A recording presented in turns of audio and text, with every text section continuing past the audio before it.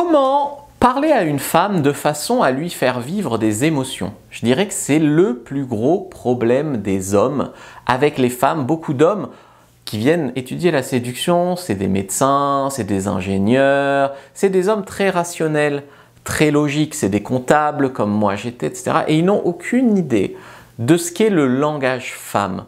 Pour eux, quand on parle, c'est factuel. On parle d'un fait. On cherche des solutions. Alors que la femme, elle va parler un langage beaucoup plus émotionnel. Et dans cette vidéo, je vais vous donner 5 astuces pour parler en fait plus en langage femme, plus en langage émotionnel. Et vous allez voir que ça va juste tout changer avec les femmes. Vous allez devenir captivant, elles vont vibrer avec vous et elles ne vont pas vous trouver ennuyeux et vous allez avoir beaucoup plus de charme parce que vous allez les faire vivre mentalement. C'est ça aussi vraiment la différence. La première astuce, c'est de parler un langage imagé. Par exemple, quand tu parles de ton métier, je suis prof ou je suis pompier ou voilà, c'est factuel. Tu fais quoi dans la vie? Je suis pompier. Voilà, un homme va te répondre ça. Eh bien, si tu veux parler en langage femme, mon métier, je te donne un indice. J'ai 30 élèves devant moi tous les lundis matins qui m'écoutent sans moufter. Par exemple, tu l'as dit en langage émotionnel. Mon métier, allez devine. Là, la semaine dernière, je suis allé sauver un petit chaton d'un immeuble en flammes. Je suis pompier, voilà. Devine, tu vois l'image, le mec qui monte dans l'arbre ou dans l'immeuble sauver le petit chaton, le mec qui se fait respecter par 30 jeunes. Tu vois l'image dans ta tête. C'est ça, parler en langage femme. Ensuite, la deuxième chose, c'est d'utiliser les 5 sens.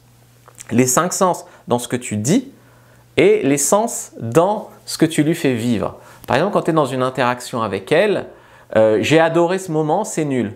C'était vraiment trop bien, je me rappelle encore l'odeur qu'il y avait, cette odeur de thym dans la garrigue. Et puis il y avait la Sainte-Victoire en fond, c'était vraiment très beau. Et là on faisait une promenade. Et c'est là où, blablabla. Et là tu sens avec cette personne, tu vois, tu entends, il y avait des bruits de cloches, des vaches au loin. Tu entends, tu donnes des détails en fait, tu racontes une histoire, c'est aussi du storytelling. Et au fait, tac, et là tu touches un peu la fille et puis tu la regardes. Donc il y a ce que tu lui dis, donc tu parles en disant ce que tu ressens, ce que tu entends, ce que tu vois, voilà. Et également dans la vraie vie, tu la regardes intensément, tu touches. Si vous êtes dans un bar ou quoi, pourquoi pas, elle a aussi une expérience sensorielle dans ce qu'elle boit ou dans ce qu'elle mange.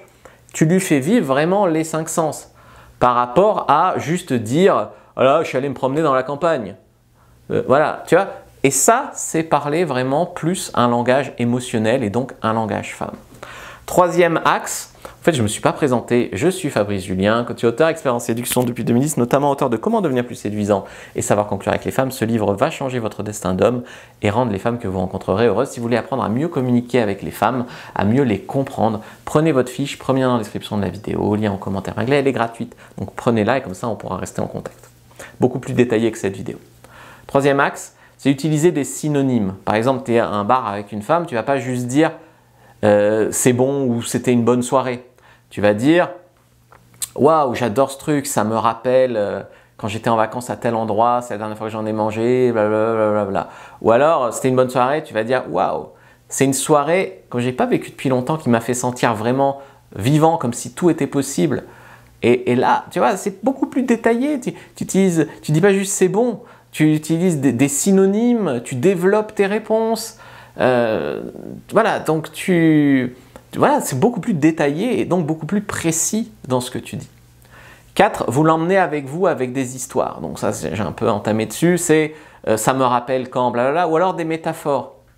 Ça, c'est clair que le premier baiser avec quelqu'un, c'est comme se jeter du haut d'une cascade dans de l'eau chaude. Par exemple, je sais pas, bon celui-là je l'ai préparé, il fait pas très naturel, mais j'essaye de dire le premier baiser avec quelqu'un c'est comme se jeter du haut d'une cascade. Tu vibres, tu fais émotion, c'est le grand 8. Tu vois comment, tu vois les émotions plus que ouais bah le premier baiser avec quelqu'un c'est un peu stressant. Tu vois comment c'est très différent. Ensuite, une autre manière aussi, je trouve que c'est parler de vous avec une certaine vulnérabilité. C'est-à-dire vos peurs, votre sensibilité, vos rêves, vos passions, tout ça c'est parler de vous. La plupart des hommes, ils ont une carapace, ils veulent jouer le James Bond. On a du mal à connecter avec eux vraiment à cause de ça. Donc n'hésitez pas, moi je dis toujours que je suis hyper timide, hein. toujours je les taquine en disant « Moi, non, je suis super timide. » D'ailleurs, je suis timide au fond. Souvent, elle ne le voit pas. Mais en vérité, oui, je suis timide, je suis plutôt hypersensible. Mais voilà, et donc ça se fait des contrastes et c'est ça qui te rend vraiment humain. Vous savez, cette question, il y a encore un élément après intéressant, cette question elle est issue de groupes privés de coaching que j'ai où on a en ce moment, on a rentré 10, 15, peut-être près de 20 élèves où voilà, il y a des sessions individuelles et puis il y a des coachings de groupe et là c'était une question vraiment d'ordre privé où on m'a demandé ça et je trouve que partager ça avec vous, ça va aider beaucoup de monde parce qu'il y a un homme dans le coaching privé qui a osé le demander. D'ailleurs, si vous voulez rejoindre le coaching privé avec bien sûr plein de formations en ligne, plus un suivi, un coach personnalisé, plus les lives de groupe, etc. avec moi et un coach de mon équipe, prenez rendez-vous, premier lien dans la description de la vidéo, lien en commentaire épinglé, on fera un point de situation et on verra si on peut vous aider. Donc le point numéro 5, le dernier, c'est lui faire vivre des émotions, par exemple en la taquinant ou en faisant de l'exagération, de l'humour. Waouh, t'as fait ça, c'est comme, voilà, c'est comme tu donnes un truc extraordinaire et tu vois, tu fais de l'exagération. Ou alors tu fais crainte puis soulagement. Ta fille la plus bizarre que j'ai jamais vue, ça me plaît. Tu vois. Donc des choses vraiment comme ça. Où tu lui fais vivre des émotions dans ce que tu vas la taquiner, où tu vas créer du suspense, tu vas créer du mystère. Alors toi, tu es vraiment intéressant, je te dirai un truc sur moi plus tard, tu verras. Et là, elle attend, elle est en attente. Et aussi créer vraiment du contraste entre alterner des sujets sérieux. Qu'est-ce qu'on entend par sujet sérieux? Ça peut être parler de l'avenir, parler de son boulot, parler de ce qu'on recherche comme relation. Voilà, les sujets un peu lourds, un peu sérieux, et puis parler des sujets plus légers. Les relations hommes-femmes, une anecdote drôle, une vidéo qui buzz. Voilà, et alterner sujets sérieux et sujets légers, c'est intéressant. La plupart des hommes, ils sont soit trop dans l'un, soit trop dans l'autre. La plupart des hommes, ils sont soit trop sérieux, montrer que je suis un homme sérieux, si tu fais quoi dans la vie, tu as des frères et sœurs, tes parents ils font quoi, tu cherches quoi comme relation, blabla, donc c'est trop sérieux. Et sinon, ils sont toujours légers, ils ne savent pas parler d'un sujet sérieux, ils sont toujours là à le détourner avec une blague, à éviter, à ci, à ça, et c'est dommage aussi. Et là où tu vas vraiment arriver à connecter avec la femme, c'est d'alterner les deux, alterner des sujets légers et des sujets plus profonds, plus sérieux. Si tu te la joues que poète et philosophe, par exemple, c'est lourd, tu vois. Mais si tu te la joues que humoriste, c'est lourd aussi, c'est toujours trop léger tout le temps. Donc il faut arriver à trouver l'équilibre entre tout ça. Donc vous pouvez réserver votre séance de coaching, liker, commenter, partager. Prenez bien sûr votre fiche gratuite. S'abonner à ma chaîne, c'est comme se jeter du haut d'une cascade dans de l'eau chaude.